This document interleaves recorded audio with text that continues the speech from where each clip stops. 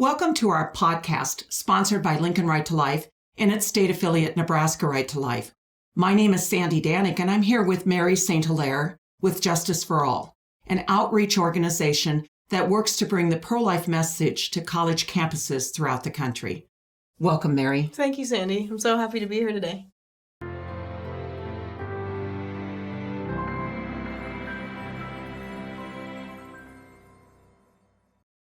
So, Mary, tell us, what is Justice for All? So Justice for All is a nonprofit organization based out of Wichita, Kansas. And our mission is to make abortion unthinkable for millions, one person at a time, by training thousands of pro-life advocates to create conversations about abortion that balance love and truth at the same time. Mm-hmm. So we go to college campuses all around the country, and we have conversations with the students there on campus. And then we also train pro-life advocates to come out and do the same thing with us. So this isn't only with campuses around the country? Mainly that is where we have our exhibits. So, but before each outreach event, we will have a seminar or a workshop where either the pro-life students on campus can come join us, or usually it's open to the public.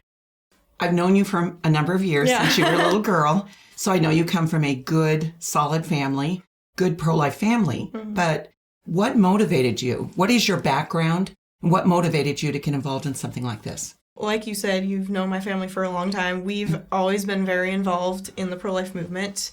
My parents were on the Lincoln Right to Life board for a long time.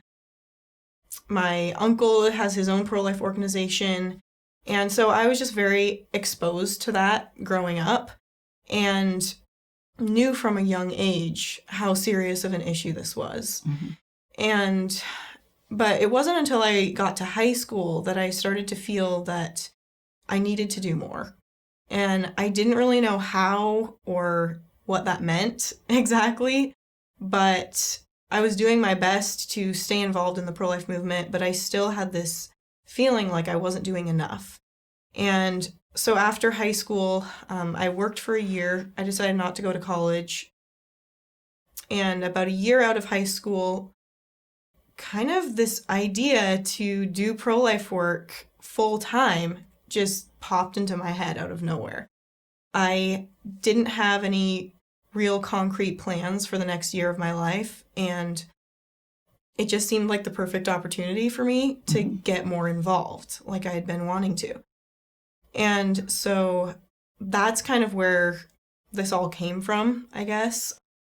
I had known about Justice for All for about 10 years and had always loved the way that they approached the issue. And so that's when I reached out to them.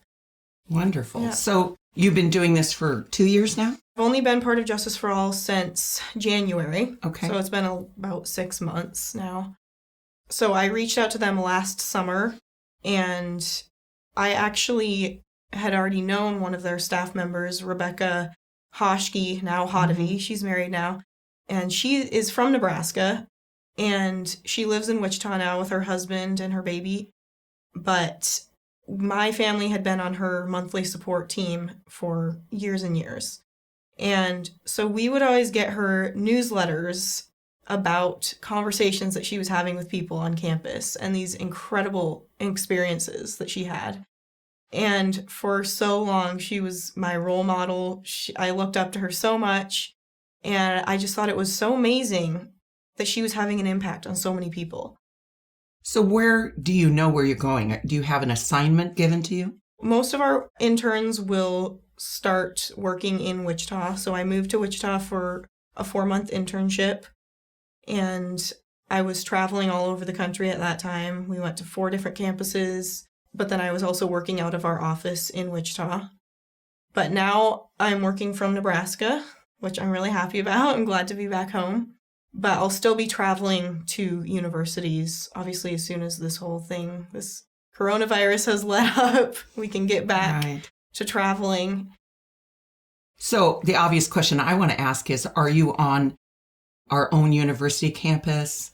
Where in Nebraska will we be seeing Justice for All? I'm definitely hoping that we'll be on UNL's campus or any of the other universities around here. We have been to UNL before. It's been several years, but now that they have a staff member who's based out of Nebraska, there'll be a lot more opportunities to get on campuses in Nebraska for sure. Wonderful. Yeah. We would like to see that. So walk us through a scenario of how you might encounter. Give us some stories on some of these students that you encounter. I'm assuming, too, that maybe you might encounter faculty members or visitors as well. So we do encounter a variety of people. Most of them are students, but I have talked to some faculty or even just random people walking through campus. Mm-hmm. We have some ways to engage people naturally through our exhibits. So we have poll tables. We have a free speech board, which is really popular. People can come up and write anything they want on our free speech board.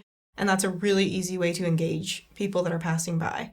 So usually I will just ask someone, hey, do you have thoughts about the exhibit? Or if they signed our poll table, I'll just go up to them and say, do you have time to share your thoughts? And that pretty easily sparks a conversation. So, for example, one of my favorite conversations that I ever had on campus was with a student who it was at Trinity University in Texas, and I could tell that she was very hesitant to come up to our exhibit. She was kind of looking at it from afar, and so I just invited her to come over and talk to me. And I said, do you have time to talk? And she said, yeah, actually I do. And so we got into a long conversation, actually. She had signed our poll table that asked the question, is abortion an injustice? And she had signed the no side. So she said it wasn't an injustice.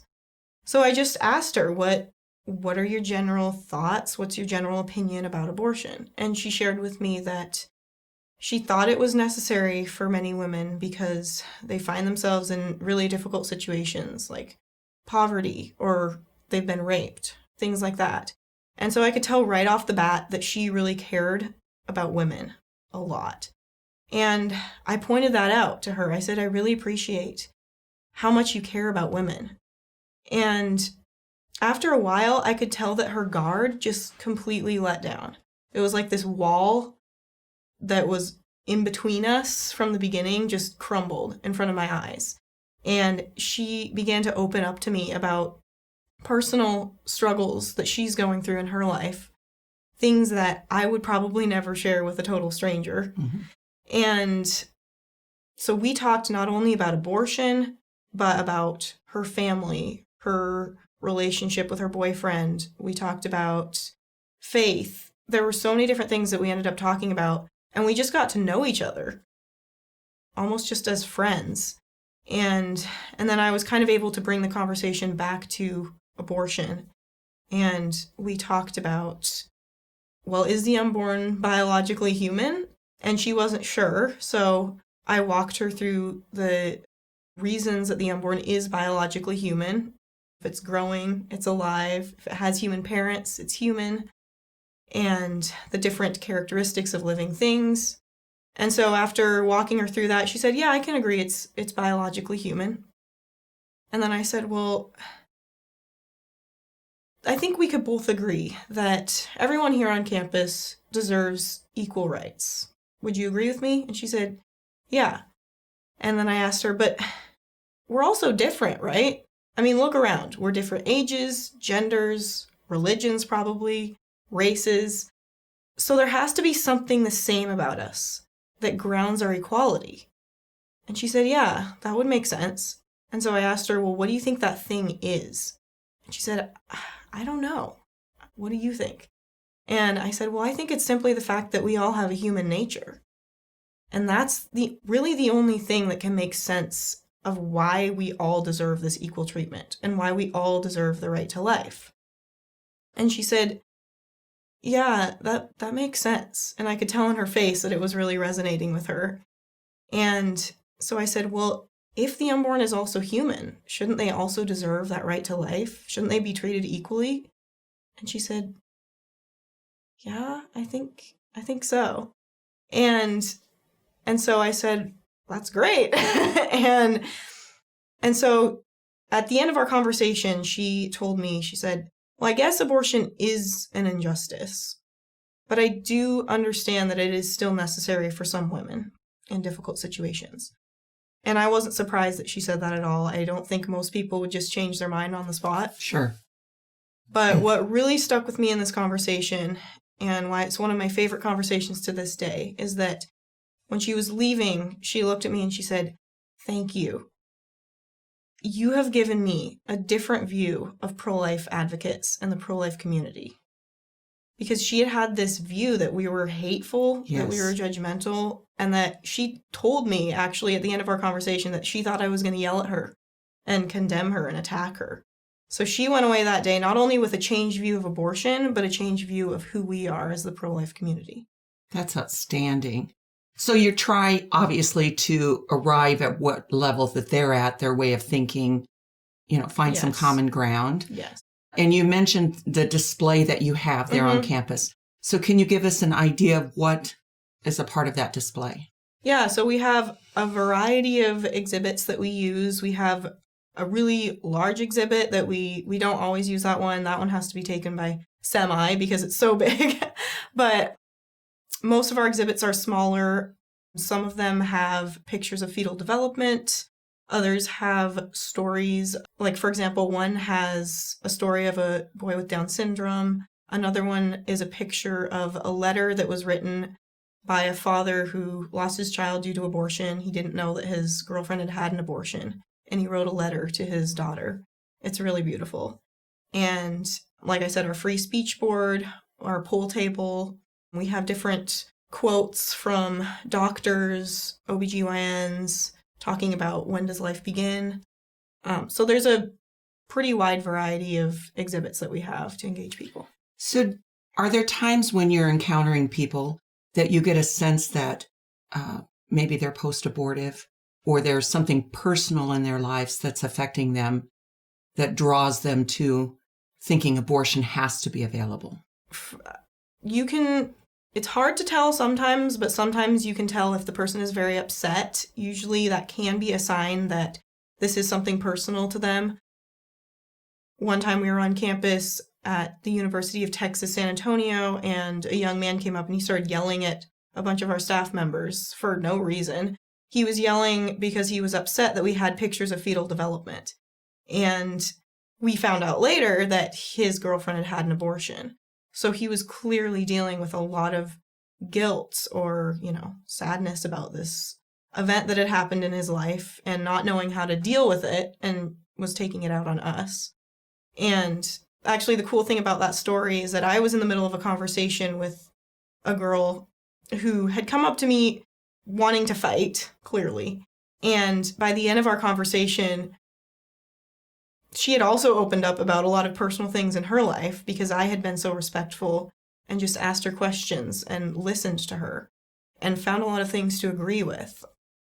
And she ended up going over to that young man who was yelling at us and said, hey, these people are being really respectful and they have every right to be here. So can you stop yelling? Can you be respectful to them? And she ended up defending our organization to this fellow pro-choice advocate. Oh, very rewarding for your presence there. So then what happens to these people as they walk away? Clearly, you're giving them a great deal of thought, things that they can think about after they walk away. But are there opportunities for you to network with other organizations that you can refer, for instance, for post-abortion counseling? Can you give them, do you have literature or some sort of resources so they can continue on? Yes, so usually we are in league with the Students for Life club on campus, and they will usually have the resources that we need to refer them to a pregnancy resource center to get counseling or whatever they need in that situation. So the Students for Life clubs are the ones that invite us on campus, that schedule our trip, that figure out when's a good time and where on campus we can be. So we can just send them over to one of the students and they will have the literature or whatever the resources that they would need. Mary, explain to us when you're talking about having a display board. there's sometimes that difficult image that people need to look at of the results of an abortion. Mm-hmm. So a baby that has been aborted, it's the remains of the abortion of the child's body. Do you make those available to people, and do you find that to be effective? Yeah, so we do have some exhibits that have graphic images on them. We do see great value in them. We have seen them be effective with people in changing their minds, changing their hearts. We also understand that for some people, it's not what they need to see. But we have a wide variety of exhibits. Some campus outreaches, we don't even have graphic images there. It kind of depends on the Students for Life Club and what they want. But what we focus on as an organization is we kind of want to ask the question to all pro-life advocates is, can't we all agree that at least showing a graphic image to someone in private with their consent is acceptable and should not be censured? Because we have our Invitation to Dialogue brochure. It's a brochure that has pictures of fetal development. It focuses on the difficulties of unplanned pregnancy, and then it does have some pictures of abortion victims on the inside. It has a warning and then a flap that you can lift up that shows the pictures. But as you walk someone through this brochure, you can ask them, have you seen pictures of abortion victims before? And if they say no, you can ask them, would you like to view them? They're very graphic. And the person can either say yes or no. And if they say yes, then you can show them. And I've done that before. And for some people, it's been really helpful. They've never seen pictures like that before. Mm-hmm. And they're shocked. And sometimes that's what someone needs to see. They need to see the reality of what it actually looks like. So, like I said, again, can't we all at least agree that showing graphic images in private with the person's consent is acceptable? Do you sometimes, though, have people that you see a reaction that perhaps causes you to think they've had an abortion or have been closely related to someone who has? And then what do you do with that pain? Mm-hmm. Personally, I haven't, but I know my fellow staff members have. I know that, I'm trying to think back. Yeah, my coworker, Rebecca, I believe that a woman came up and she was upset about our exhibit, and she ended up finding out she was post-abortive. And they happened to have a volunteer on campus with them who was also post-abortive. And she took her over to talk to her. She asked her, would you like to talk to someone who's had a similar experience to you? She said, yes, that'd be amazing. And so she walked over and talked to this woman. They had a great conversation. And so it ended up turning out great in the end. And she just needed to find that healing. But I've also seen people get upset over completely non-graphic images as well. Like I mentioned earlier, the guy he got upset over pictures of fetal development. And so anybody who has had a personal experience with abortion, even mentioning the word abortion, can make them very upset. So we see value on both ends, with or without graphic images. So what do you need from us? The pro-life person who's watching this is very motivated by what you're doing. What can we do to help to support your effort? For me, example, I am in the process of support raising my entire salary. All of our staff members are responsible for raising their salary. So you can join our monthly support teams. You can donate to us monthly, quarterly, annually, whatever you want. Special gifts are helpful as well. You can donate just to the organization in general and say, use this wherever it's needed most. But you can also pray for us. That is something that we really need. This work is not possible without the prayers of our supporters. And because this is exactly the kind of work that the devil hates. And he will do anything to stop us from doing it. So your prayers are very appreciated. But also just get involved, learn how to have these conversations on your own, because that's our goal, is to train thousands to have these conversations in a way that's loving and respectful. And so we do have opportunities where you can learn to have those conversations. So yeah, I would say those three things are what we would encourage you to do. So if you want to witness to your friends, family, the kitchen table discussion, is this sort of training is still valuable to that person? Oh, absolutely. 100%. I would say for me personally, this training has been the most helpful thing I've ever learned as a pro-life advocate. In fact, going into this 6 months ago, I don't think I could have really defended the pro-life position to a pro-choice advocate if I had been put on the spot. And here I am 6 months later, and I could probably answer almost any argument for abortion. And I was able to do that in about 2 weeks of being on the team.